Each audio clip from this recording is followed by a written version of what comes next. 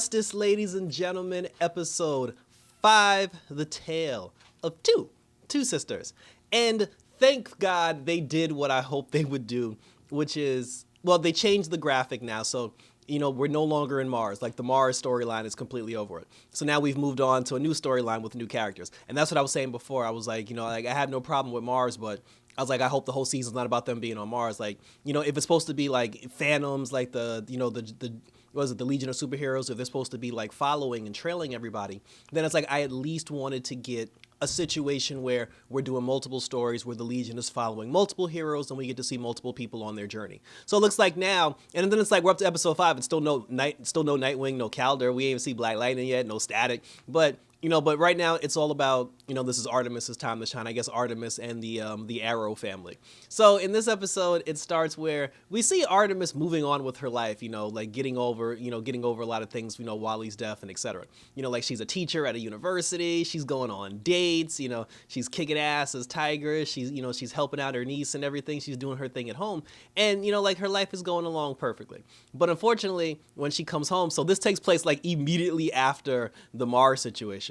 And now things aren't the same because, Dick and Calder were there along with Red, but they didn't speak, like they didn't say anything to her, but Red Arrow was the one that said, he was like, yeah, like Calder died. And then, after that, like you could tell like Artemis was affected just like with everybody else.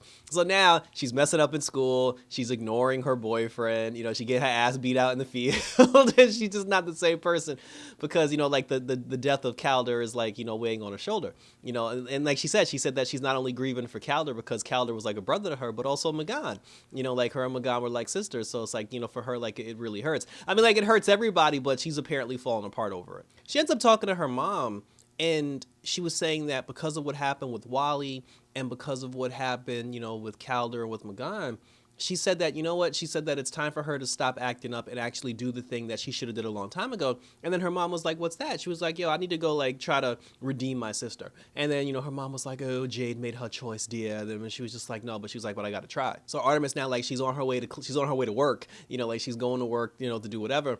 And then while she's going to work, like we notice that somebody's following her.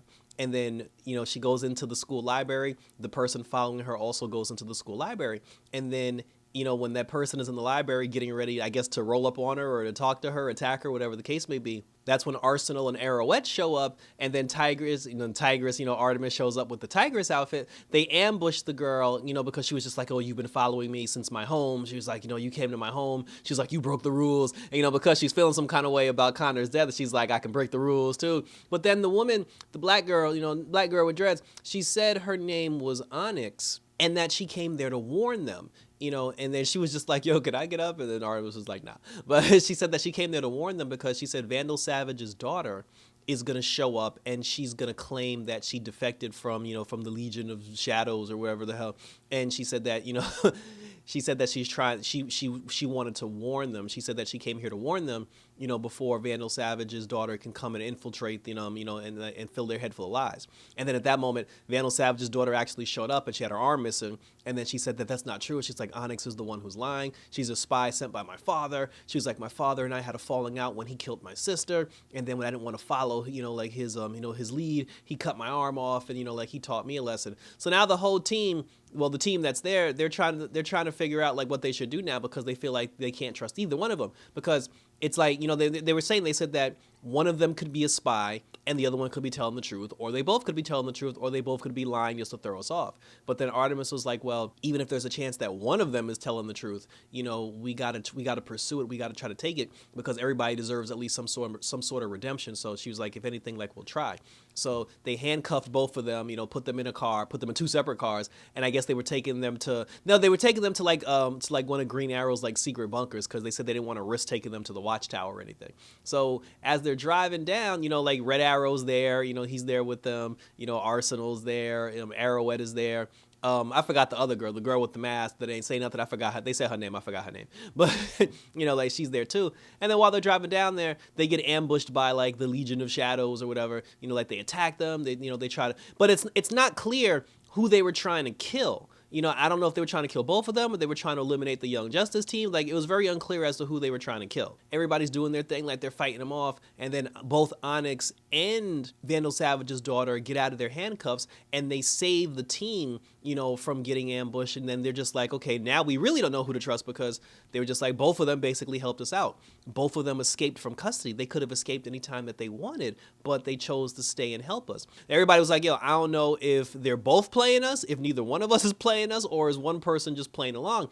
And to me, I understand everybody was just like, it's hard to, out of both of them, it's hard to believe Vandal Savage's daughter more, because she was always like super loyal and dedicated to her father. So I get why they wouldn't believe that she would be the one to defect. I get that. But at the same time, and this is a question that I don't think anybody brought up in the episode, what does Onyx gain by telling them Vandal Savage's daughter defected anyway? Because like the Onyx's whole thing is like, oh, I came here to warn you. She said, I used to be a part of the light and I defected too. She was like, I came here to warn you. I came here to warn you. But why? It's like, if you defected, if you got out, if you escaped, why do you care? Like, why do you care so much to try to warn them? It's like, it's not like you're trying to join the Justice League, so you're not trying to join the Outsiders. So, like, her motives are in question here as to why she even did what she did. But, and then, like the other one, her loyalty's in question. And then, Artemis was just like, look, I don't know. But she said, we'll just bring them, to the bunker, and then, like, we'll figure it out. Jade now, she's on her mission where, and then we actually find out why Jade left her family, because, they do show scenes where her daughter's there without her, just being raised by her aunt and by her dad. And Jade ends up going to, Corda Maltese or whatever the hell, the League of Assassins, that hangs out. And she runs up on the League of Assassins and the guy who trained her.